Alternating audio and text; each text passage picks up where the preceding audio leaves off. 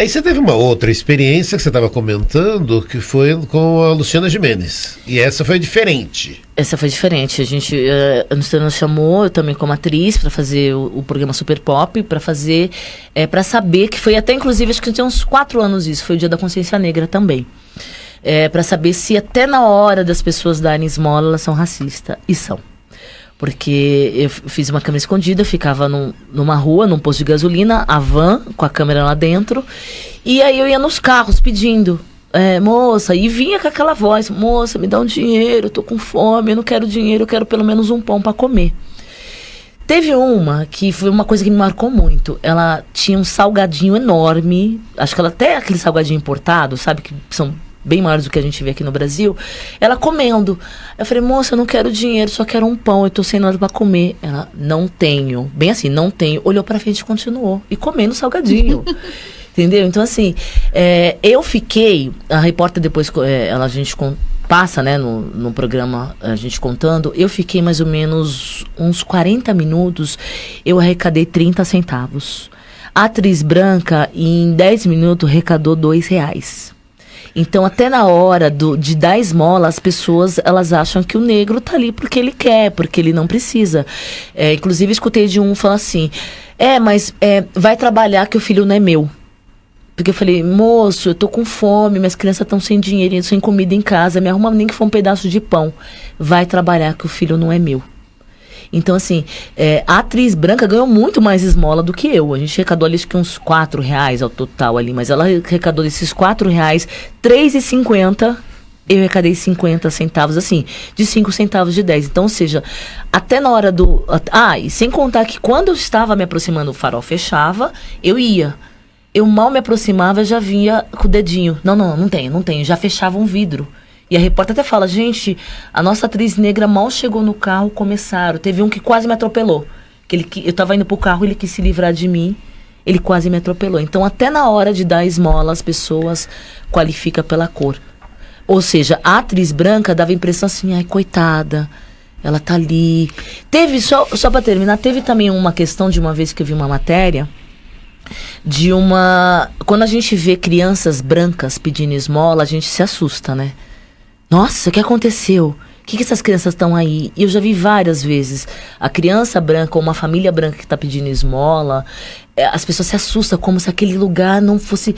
Como que absurdo essa pessoa branca ali pedindo, entendeu? Então, eu já vi várias vezes pessoas comentando, mas você tá perdida? O que você tá fazendo aqui? Como que eu posso pra te ajudar? Você não quer tomar um café na minha casa? Eu já escutei pessoas ao meu lado dando esmola pra pessoas brancas. Ela, não, moça, eu tô aqui, sua ideia já me satisfaz. Mas a pessoa chamando a outra que tá pedindo, querendo resolver o problema. E quando é um negro, ele fecha, ele não quer saber como... É normal vermos, né? A gente passar por um morador de rua, ele negro e caído. Sempre tá ali mesmo. Quando esse morador de rua, essa pessoa tá pedindo esmola, ela é branca, as pessoas ainda se assustam. Acham que não é normal estar ali. Óbvio que não é normal, né? A mendicância, mas elas acham... Ficam incrédulas, a palavra certa é essa, de ver uma pessoa branca, de olho azul, pedindo esmola. Tá mais acostumado de ver o negro naquela posição. E não se importa, isso que eu tô falando, e não se importa. Cai no... Ainda é fruto daquilo que a gente vinha falando, né? Uma herança, né? Dessa condição que a gente já falou da promulgação da Lei Áurea, sem nenhum tipo de planejamento, né? De planejamento. Você vê que é importante essas duas experiências que a Tati tem, né? Que foi filmada, que faz a gente refletir, né? Sim. Talvez que sejamos nós essas pessoas do carro e a gente nem se dá conta disso, né? Eu queria até fazer uma observação. Às vezes a gente está ensinando isso para os nossos filhos sem se dar conta. Infelizmente, a gente está vivenciando uma situação de violência, de uma série de coisas, que hoje, até eu faço isso. Eu não fazia isso antes. E não com o negro, né? Com qualquer um que se aproxime do meu carro. Porque o índice de criminalidade está muito alto. Você não, infelizmente, você não sabe o que vai vir de lá, tá certo? Então, infelizmente, a gente ainda está sofrendo as consequências dessa situação toda que a gente está vivenciando no mundo, né? E nas grandes cidades, principalmente. As drogas graçando, né? Alto, as pessoas fazendo loucura por causa de um celular, poxa, né? um aparelho, quer dizer, as pessoas matando inclusive, né, para poder pegar um aparelho, roubos e roubos. Então é fruto ainda. Quanto tempo faz que você fez essa experiência? 4 anos? Da Luciana Gimenez faz 4, mas do Cabrini foi o ano passado. Então, mas de você se aproximar dos carros faz 4 anos, faz 4 né? Anos. Então, é uma coisa mais recente, né? Apesar de que não justifica você aceitar que venha a branca perto de você e não a negra. Porque a questão aí não é você se aproximar do carro. A questão é que ela se aproximando causava, né? Talvez mais medo e mais repulsa do que a branca. Ainda é fruto dessa ignorância, infelizmente. Essa é a questão. Por isso que eu falo que a questão do racismo não é só do negro, né? Porque por mais que as pessoas não passem na pele, ela tem a influência disso.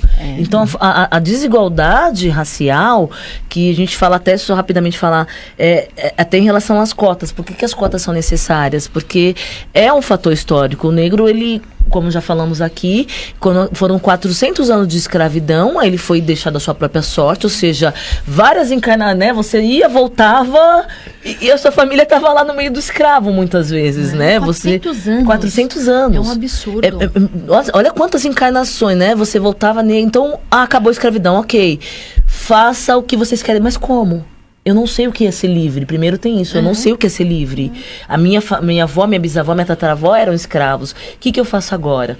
Que foi aquela coisa, vai para favelas e onde estamos até hoje. Então, quando essas políticas públicas não olham a questão racial, fala que a cota não é necessária, que a cota social, aí você fala... Tudo bem, a cota social também é importante. Só que a cota social vem da onde? Quem é a maior escala abaixo da sociedade? É o negro. Então, o negro ele sempre vai ser da cota social e da cota racial. Então, não tem como uma pessoa negra que não teve acesso estar nas melhores faculdades. E como que eu vou desenvolver isso se eu não tenho a mesma oportunidade que você? O caminho... Eu sempre comparo aquela brincadeira, lembra, a gente que tinha o Bozo? A gente tinha a brincadeira do cavalinho. O cavalinho do negro sempre é o último a sair. E nesse caminho tem muitos empecilhos que a gente encontra pelo caminho. Então a gente nunca tem um caminho livre. Então o nosso caminho vai ser mais difícil.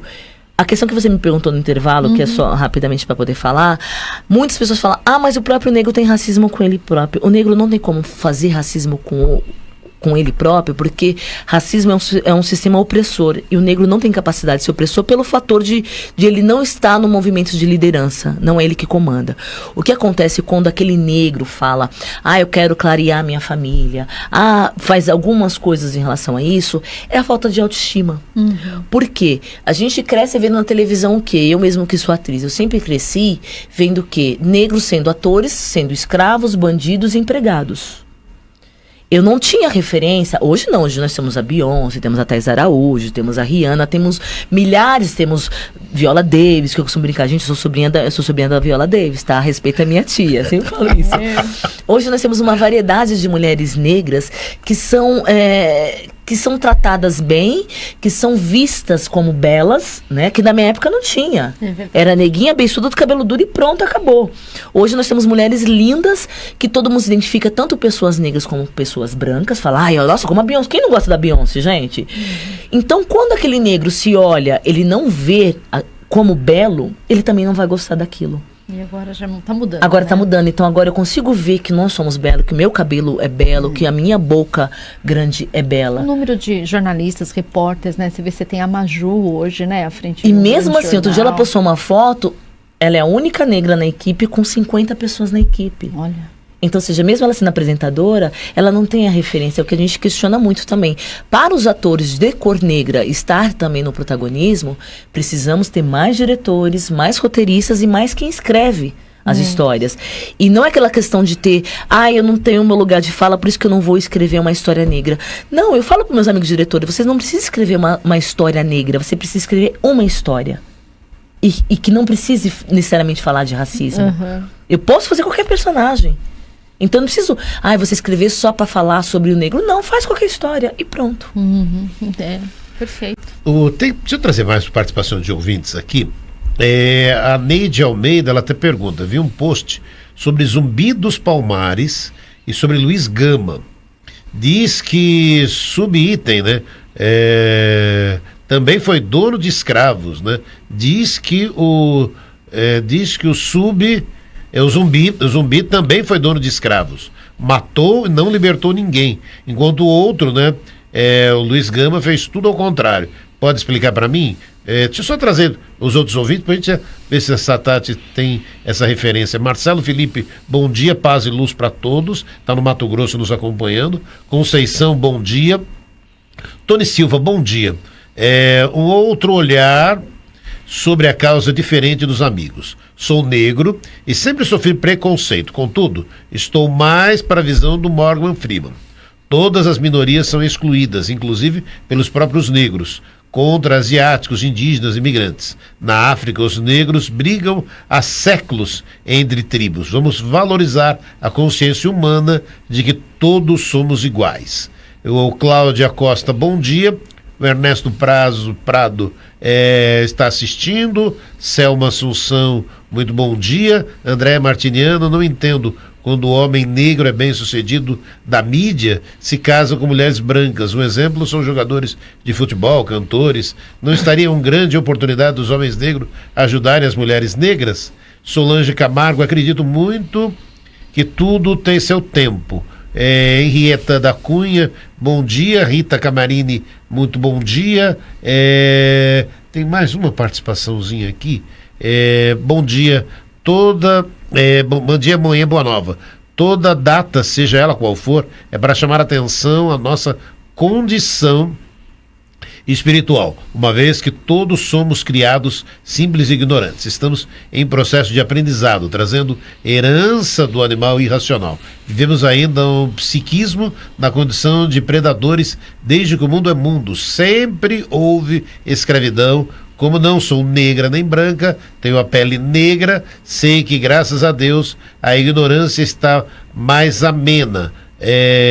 Como bem disse o Edson, Deus fez tudo, Deus fez tudo perfeito, pela escura, mas melanina, para a proteção do sol, pela pele branca, menos melanina, porque o sol não cadê agora? Eu me perdi no próprio texto aqui. Nós entendemos. Deu para entender. Ela está fazendo um comentário em função daquele comentário que eu fiz, do por que o Kardec faz a pergunta para os espíritos, por que as raças são diferentes. Ah, tá. Em função a comunidade foi criada na África, né? Então, de acordo com os povos iam se afastando, iam para lugares que não tinha tanto sol. Isso, e aí as reproduções iam criando essa condição diferenciada, né? Aí eu que me perdi aqui, mas obrigado. Bom dia, meus amigos, sintonizado com vocês, aprendendo com vocês. Deixo aqui uma sugestão de uma linda leitura espírita que me emocionou e que me deixou mais próximo da história do nosso Brasil. Lições de Senzala, pelo Espírito Fernando, psicografia de Maria Nazaré Dória. Compreendi bem o que significam os ecos da escravidão. Obrigado, Tiago Melo, de Guarulhos.